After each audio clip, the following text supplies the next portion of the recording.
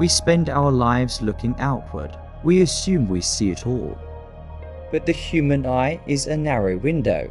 We have evolved to only see things we can touch, climb, or eat. We assume that the solid world of giants is the only reality that matters. But our eyes are a filter. We are tuned to a very narrow frequency, designed to see only what is necessary for our survival. Nothing too big, nothing too small. We miss the vast, and we miss the microscopic.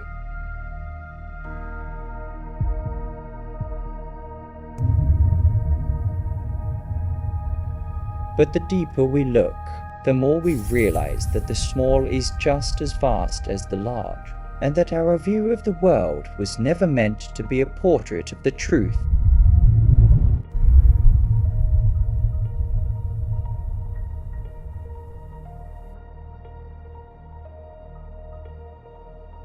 We trust our senses, believing they report the objective truth of the world.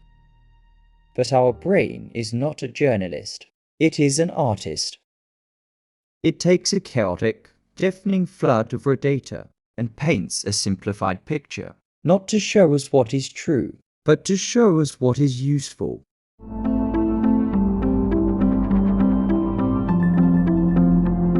Our minds connect the dots, filling in the gaps to fabricate a reality we can navigate. Beneath every solid thing, the world is pure motion, a dance of atoms and energy, changing far faster than we can perceive. To make this chaos livable, the mind performs a magic trick. It freezes the dance. Sensation becomes color. Flux becomes space. Pure change becomes the story of time. These are not discoveries of the world, but inventions of the mind, a user interface painted onto the chaos.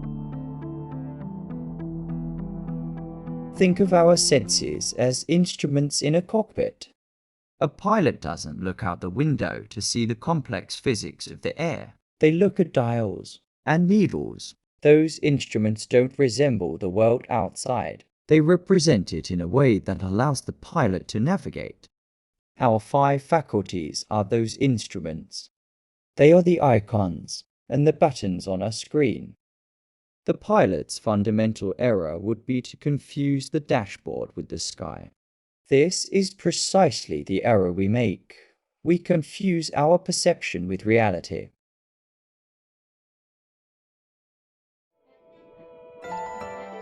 Other species process this same raw information differently, seeing the exact same landscape in a completely different way, tuned perfectly to what they need to survive. A bird, a dog, or an insect is looking at the same world, but through a different interface. Their senses are calibrated to frequencies we cannot hear and colors we cannot see. Some possess entire faculties, like the ability to detect the faint electric pulse of a heartbeat, that are completely beyond our comprehension. They aren't just seeing a different version of our world. They are inhabiting a reality we don't even have the hardware to perceive.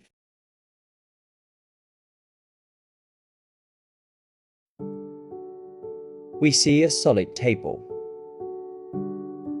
but reality is a vibrating swarm of atoms made mostly of empty space. We see a still room, while we are actually drowning in a sea of radio waves and cosmic radiation. If we saw the truth, we couldn't function. The sheer scale of data would be paralyzing. Evolution's sole concern is the survival and replication of genetic code, a blind process that programs organisms. Hunger for energy, pain for damage, fear for threat, passion for replication. It doesn't care if we see the truth. It only wants us to survive long enough to pass the code along. It only wants us to survive, to pass it along.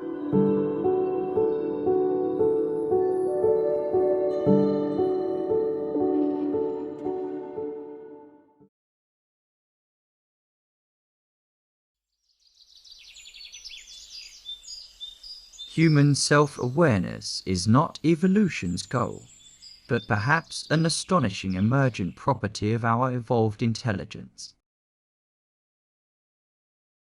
And so, in our sleepless debates about artificial minds, we quietly confess our own material truth. The deepest dread that a machine might wake up is the mirror that shows us what we suspect we are, not sovereign souls, but intelligence that grew so dense it suddenly, miraculously, began to observe itself. However, we overlook that AI lacks the foundation layer, raw consciousness itself. Intelligence without consciousness cannot have an experience. Intelligence can process, only consciousness can experience.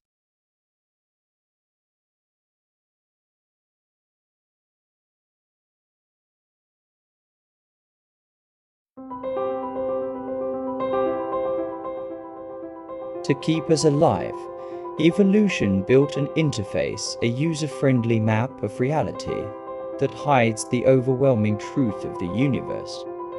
We have spent our entire history mistaking icons for reality. Once you recognize the interface, you can no longer be truly deceived by it. In this moment of self-awareness, we are finally looking past the icons to the boundless and timeless ground that holds this all.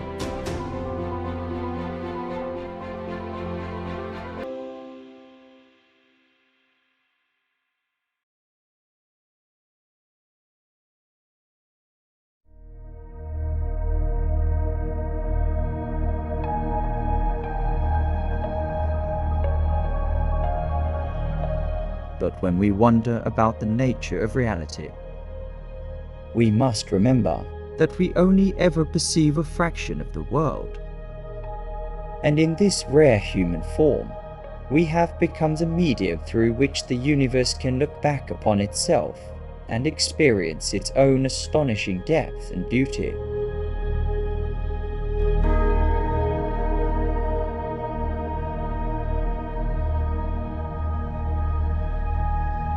And yet, this self-awareness is a double-edged sword. As much as it's a gift, it can be a trap.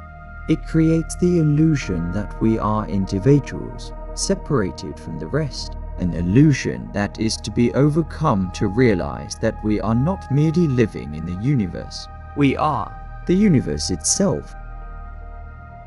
Reality isn't just something to be observed. It's something to be lived into.